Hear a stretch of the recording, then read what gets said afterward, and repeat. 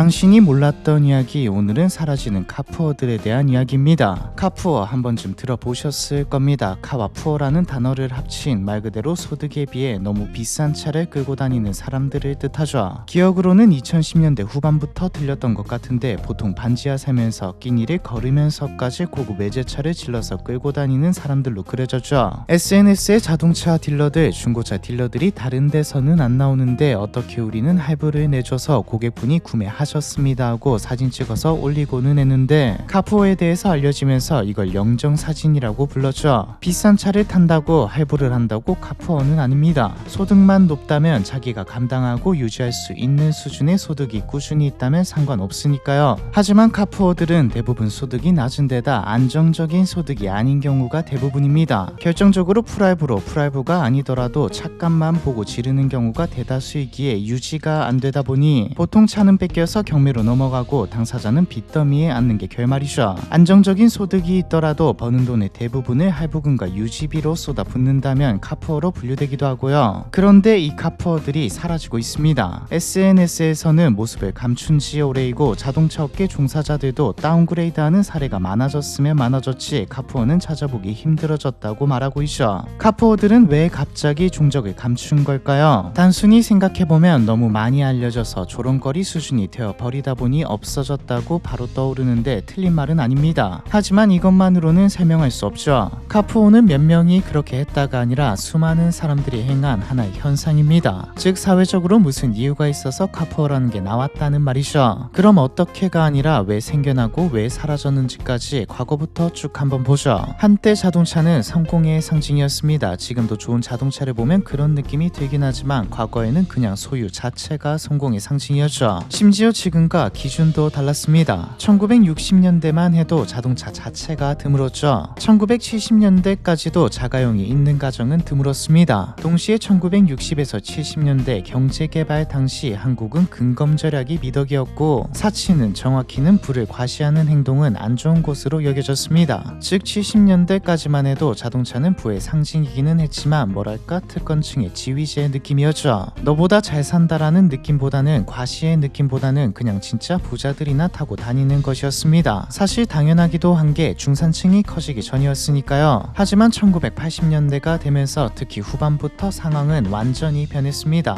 한국의 경제가 성장하면서 1980년 등록 차량이 50만 대를 돌파하고 5년 만인 1985년에는 100만 대를 넘어섰죠. 1980년대 후반쯤에는 중산층들이 대거 생겨나면서 또 이 중산층들이 하나둘 자동차를 사기 시작하면서 마이카 시대가 열립니다. 마이카 붐이라고도 하는데 말 그대로 자가용이 엄청 많아졌다는 말이죠. 자동차는 중산층 진입의 상징이 되었고 이때부터 한국 사회에서 자동차는 단순한 이동 수단이 아니라 내가 이 정도다 이런 지위를 가지고 있다라는 지표가 되었습니다. 특히 1988년 서울올림픽 전후로 각종 규제가 풀리고 사회 분위기도 젊은 층을 중심으로 개방적으로 변하면서 부를 과시하는 분위기까지 생겨났죠. 과시하려면 티가 나야 합니다. 시계, 액세서리 같은 건 다른 사람들이 잘 못 알아보죠. 좋은 집에 산다고 해도 뭐 내가 여기 산다고 써붙이고 다니는 것도 아니고 만나는 사람에게 저 어디에 얼마짜리 집에 살아요 하는 것도 이상하죠. 가장 확실하게 티낼 수 있으면서 굳이 말하지 않아도 되는 부의 과시 요소가 자동차였습니다. 지금은 BMW와 벤츠도 쉽게 찾을 수 있지만 당시 부와 성공의 상징은 그랜저였죠. 당시 그랜저는 현재로 보면 제소로 봐도 제네시스급이고 벤츠 S클래스급이었다고도 하는데 제가 이때 안 살아봐서 정확히는 모르지만 확실한 건 최고급 모델이었다는 것이죠. 가격만 보면 벤츠 S도 아닌 것 같습니다. 출시 가격이 1690만원, 1987년에 출시된 그랜저 2.4는 2000만원 중후반대였는데 당시 서울의 아파트 가격과 비슷한 수준이죠. 지존파 사건 다들 아실 겁니다. 지존파의 타깃이 부자들이었는데 부자들을 골라낸 방법이 그랜저이기도 했죠. 지존파 부두목인 강동은은 압구정 야타족들 못 죽여서 한이 된다. 그랜저 왜 몰고 다니는 거예요? 소나타 몰고 다니면서 중형차 가진 자들 으스대지 말고 우리 같은 사람들 다시는 만들지 말고 제발 부탁입니다 라고 말하기도 했죠. 한국의 경제 수준이 올라가면서 부를 상징하는 차량도 바뀌어 갔습니다. 1987에서 88년쯤 제한적으로 수입차 판매가 허용되기 시작했는데 이때 외제차는 부의 상징 나 좀 삽니다 라고 티내려고 타는 느낌이 아니었습니다. 60, 70년대의 자동차가 특권층의 지위제 느낌이었던 것과 비슷했죠. 원래 아예 다른 세상 수준의 격차면 질투도 부러움도 딱히 안 느껴지는 법입니다. 있습니다. 극소수 부유층의 취미생활 정도라고 봐야 하죠. BMW는 1988년에 코오름 그룹을 통해서 수입과 판매를 시작했고 벤츠는 1987년부터 한국에서 판매를 시작하긴 했지만 현재 법인은 설립하지 않았을 정도로 보편화되지 않은 시기였습니다. 애초에 판매가 허용된다는 거지 수입 자유화가 완전히 이루어진 시점도 아니었고요. 그런데 1997년 IMF가 터지면서 상황이 급변하기 시작합니다. IMF에서 요구한 것 중 하나가, 아니 가장 중요한 요구가 시장을 개방하라는 것이었죠. 한국의 시장이 개방되면서 즉 수입품의 관세 장벽이 사실상 허물어지면서 본격적으로 해외 자동차 브랜드들이 한국에 진출하기 시작했습니다. 이때쯤 앞서 나왔듯 이미 자동차는 불을 과시하는 요소로 자리 잡아 있었고 IMF가 어찌저찌 지나가면서 경제에 다시 활력이 돌자 사람들은 그랜저가 아닌 국산차가 아닌 외제차로 눈을 돌리기 시작했죠. 외제차라고 해서 전부 과시의 요소는 아니었습니다. 토요타와 혼다, 렉서스가 과시하려고 타는 차는 아니니까요. 위상을 차지하게 된 브랜드는 독일 3사 BMW, 벤츠, 아우디였죠. 독 3사가 과시의 위상을 차지하게 된 건 뭐 다른 나라에서도 그렇고 마케팅도 그런 식으로 했기 때문도 있지만 결정적으로 잘 사는 사람들이 이 브랜드들의 차량을 탔기 때문이죠. 독 3사의 차를 타고 다니면 사람들은 오, 저 사람 직업이 좋은가 보다, 돈 잘 버나 보다, 아니면 집에 돈이 좀 있나 보다라는 시선을 보냈습니다. 즉 외제차가 성공의 상징, 부의 상징처럼 된 것이죠. 이 말은 반대로 이 차만 탄다면 내가 전문직도 아니고 통장에 100만 원도 없더라도 그렇게 보인다는 말이기도 합니다. 앞서 나왔듯 뭐 만나는 사람마다 저 어디에 살고 재산이 얼마예요 라고 할 수도 없기에 자동차가 과시하기에 가장 좋은 요소였던 데다 2000년대 후반부터 금융권에서 자동차 할부가 확대되면서 특히 캐피탈에서 적극적으로 자동차 할부를 밀면서 할부로 차를 사는 문화까지 자리 잡았죠. 돈을 빌려주는 입장에서도 부동산처럼 자동차라는 확실한 담보가 있으니 신용대출보다는 오히려 안정적이었고요. 물론 사자마자 값이 떨어지는 자동차의 특성상 원금을 다 돌려받지 못할 가능성도 높았지만 전체적으로 봤을 때 수익은 높았습니다. 이 할부로 차를 사는 문화가 퍼지면서 생긴 가장 큰 문제가 착시죠. 비싼 차도 뭐야 한 달에 이것만 내면 탈 수 있다고라는 생각이 들게 만드는 겁니다. 그래도 진짜 극소수의 사람들만 카푸어를 했을 뿐, 또 이들이 뭐 이성을 꼬실 때나 주변 사람들에게 과시하려고 한 것일 뿐 일반 사람들에게 알려지지는 않았죠. 카푸어라는 말이 있지도 않았습니다. 애초에 대출을 다 내주는 것도 아니었고요. 그런데 SNS가 등장해버리죠. 이제 자랑할 곳이 생겨버렸습니다. 카푸어라는 말이 퍼진 것도 SNS가 등장하고 퍼진 시점과 비슷하죠. 2010년대 초반부터 서서히 퍼지던 카푸어라는 개념은 2010년대 중반 대중적으로 퍼져나갑니다. 대중적으로 이 말이 퍼져나갔다는 건 서론에서 말한 것처럼 하나의 사회 현상처럼 카푸어들이 많아졌다는 뜻이기도 했죠. 그럼 왜 많아졌냐? 여기에는 몇 가지 배경이 있습니다. 일단 소득이 올라가죠. 한국의 경제가 성장하면서 1인당 GDP가 평균 소득이 올라가면서 과거에 비해 독 3사의 차량, 특히 BMW 3 시리즈, 벤츠 C클래스 같이 엔트리급 모델들은 할부까지 땡기면 한번 비벼볼만 하겠는데라는 생각이 드는 가격이 되었습니다. 물론 기름값을 비롯한 유지비를 빼고 차값만 봤을 때지만요. 사실 차를 잘 모르는 사람이 봤을 때 제일 중요한 건 브랜드입니다. 2023년 블룸버그에서 한국 소비자를 레이블 러빙, 상표를 사랑하는 민족이라고 평했을 만큼 상표를 중요시하는 문화가 있기도 하고요. 실제로 한국의 소비 문화 특성 중 하나가 타인의 평가를 의식하는 소비라는 연구도 있죠. 뭐 다른 나라도 어느 정도 다 있지만 한국이 좀 심하긴 합니다. 자동차부터 명품, 아파트, 심지어 연봉과 직업들까지 모든 것들의 급을 나누고 이걸 기반으로 남을 깎아내리거나 내가 평균 이상에 속한다고 우월감을 느끼기까지 하니까요. 이건 좀 사라져야 하는 문화가 아닐까 싶네요. 여기다 사회의 분위기도 바뀌었습니다. 과거였다면 돈을 모아서 집을 사야 한다라는 목표가 있으니 개인적인 욕구를 참으면서까지 저축을 했지만 인플레이션이 가속화되면서 집값이 천정부지로 치솟으면서 월급으로는 원하는 집을 살 수 없는 수준까지 오자 퍼진 게 욜로죠.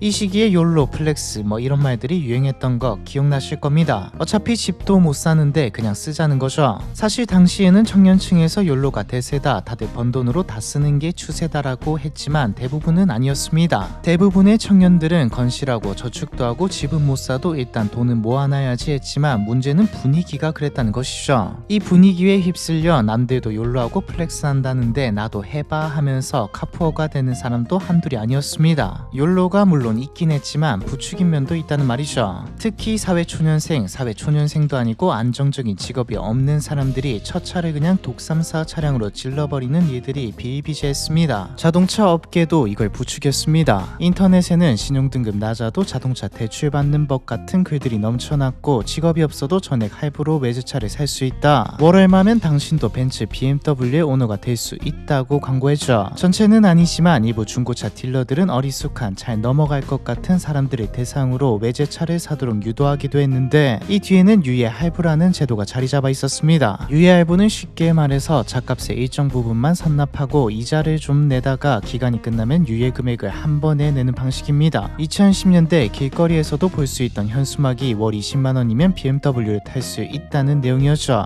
2012년 기사를 보면 카푸어라는 말은 안 나오지만 유예 할부의 위험성을 지적하는 기사를 쉽게 찾을 수 있습니다. 혹해서 사면 인생 잘못된다는 내용이 이슈죠. 이렇게 우후죽순 생겨난 카푸어들의 결말은 대부분 파국이었습니다. 막상 사보니 할부금이 문제가 아니라 유지비도 어마어마한데 뭐 하나 고장이라도 나면 그달은 적자가 나버리고 어떻게 그래도 계속 할부금을 내다가 더 이상은 안 된다 수준까지 오면 이제 차를 뺏깁니다. 가장 큰 문제는 이 차가 경매로 넘어가서 팔려도 빚더미에 앉게 된다는 것이죠. 부동산과 달리 값이 오를 수가 없는 사자마자 떨어지기 시작하는 재산이니까요. 수많은 문제가 있기에 사실 오래갈 수 없는 현상임은 자명했습니다. 청와대면 국가에서라도 무조건 나서야죠. 저출산, 수도권 집중화 뭐 이런 사회 문제와 달리 몇 가지만 뜯어 고치면 막을 수 있는 문제였으니까요. 그런데 법이 뜯어 고쳐지기도 전에 2010년대 후반에 접어들면서 분위기가 바뀌었습니다. 결정적으로 시선이 바뀌었죠.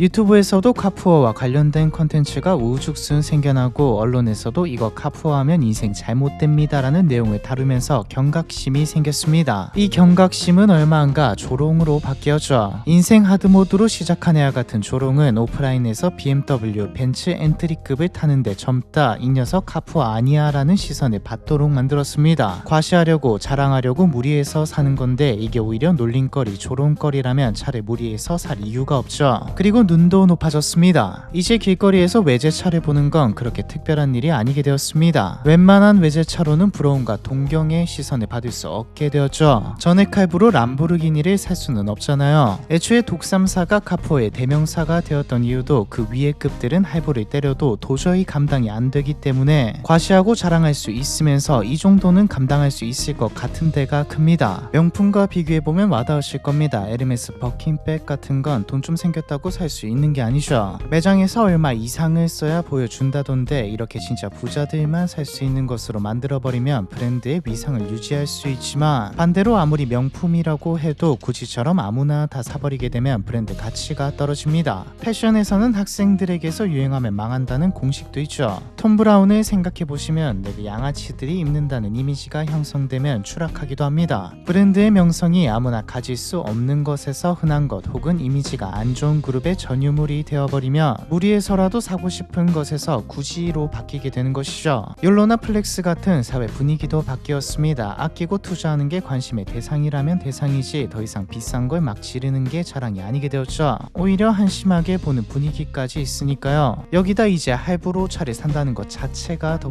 부담스러워졌습니다. 저금리 시대가 끝나면서 이자가 너무 올랐으니까요. 그리고 저도 느끼는 건데 도시에 살면 차가 굳이 필요 있나라는 생각도 영향을 끼쳤죠. 2025년 상반기 기준 2030의 신차 구매 비중은 최근 10년 사이 최저점을 찍었습니다. 이건 한국뿐만 아니라 해외에서도 비슷하게 나타나고 있죠. 미국도 유럽도 과거와 비교해 젊은 층의 면허 취득 퍼센트가 많이 줄었거든요. 워싱턴 포스트에서는 밀레니얼 세대는 자동차를 신분의 상징이 아닌 단순한 이동 수단으로 본다라고 말하기도 했죠. 일본의 경우에는 장기 불황을 저성장을 경험하면서 일찌감치 구름이 반아래라는 말이 생겼습니다. 직역하면 자동차와의 결별인데 도쿄와 같은 대도시에서 젊은 층이 면허를 아예 따지 않거나 면허가 있어도 삶이 좀 팍팍하니 차를 안 사는 것이죠. 그냥 전 세계적으로 과시의 수단으로서 슈퍼카급이 아니면 위상이 좀 떨어졌다고 봐야 합니다. 2025년 현재 카푸어는 이제 옛말이 되어가고 있습니다. 카푸어 현상을 쭉 보면 개인의 과소비를 넘어서 한국 사회의 가시 문화도 볼 수 있죠. 그런 카푸어가 사라지고 사람들의 인식도 좀 바뀐 것 같은데 끝나누고 타인을 의식해서 소비하는 문화도 조금 수그러든 걸까요? 과거에 비해서는 조금 수그러든 듯 보이기도 합니다. 하지만 과시하는 문화가 사라지지는 않았고 앞으로도 사라지지는 않을 것이기에 차에서 다른 곳으로 옮겨가겠죠. 어쩌면 지금 경기가 안 좋아서일 뿐일지도 모릅니다. 경기가 회복되고 다시 호황이 온다면 새로운 푸어가 생겨날 수도 있겠죠. 있겠죠. 사라진 카푸어들에 대한 이야기, 이번 편은 여기까지입니다.